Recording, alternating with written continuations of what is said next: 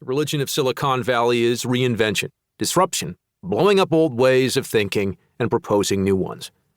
But certain things you can't blow up. Human nature doesn't change, regardless of what you're building, where you live, how old you are, how wealthy or not.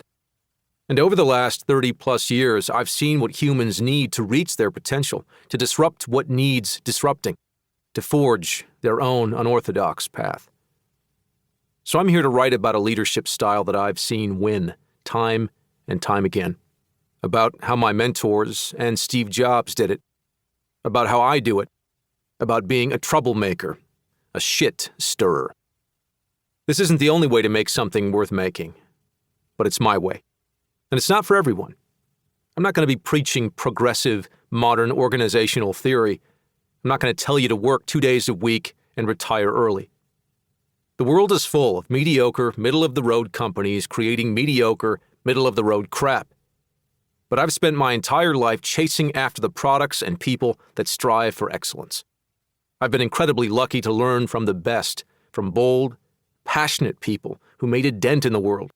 I believe everyone should have that chance. That's why I wrote this book.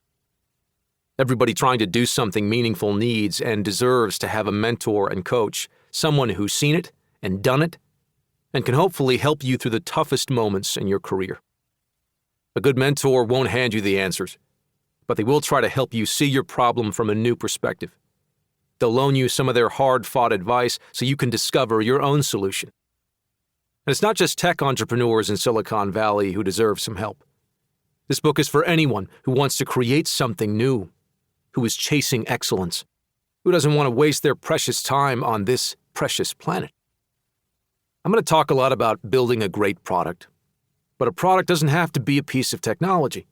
It can be anything you make, a service, a store. It could be a new kind of recycling plant. And even if you're not ready to make anything yet, this advice is still meant for you. Sometimes the first step is just figuring out what you want to do, getting a job you're excited about, building the person you want to become, or building a team that you can build anything with. This book isn't trying to be a biography. I'm not dead yet. It's a mentor in a box. It's an advice encyclopedia. If you're old enough to remember a time before Wikipedia, you might recall the joy of the literal wall of encyclopedias on your bookshelf, or your grandparents' study, or deep inside the bowels of the library. You'd go to it if you had a specific question, but once in a while you'd also just open it up and start reading. A for aardvark. You'd follow along and see where you ended up, reading straight through or hopping around, discovering little snapshots of the world. That's how you should think of this book. You can listen straight through from beginning to end. You can poke around to find the advice and stories that are most interesting or useful in your current career crisis. Because there's always a crisis, either personally, organizationally, or competitively. You can follow the See Also links sprinkled throughout the book, just like you'd click through on Wikipedia. Dig deeper into any topic and see where it takes you.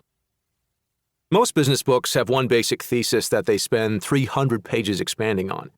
If you're looking for a range of good advice on various topics, you might need to read 40 books, skimming endlessly to find the occasional nugget of useful information. So for this book, I just collected the nuggets. Each chapter has advice and stories informed by the jobs, mentors, coaches, managers, and peers I've had, and the countless mistakes I've made.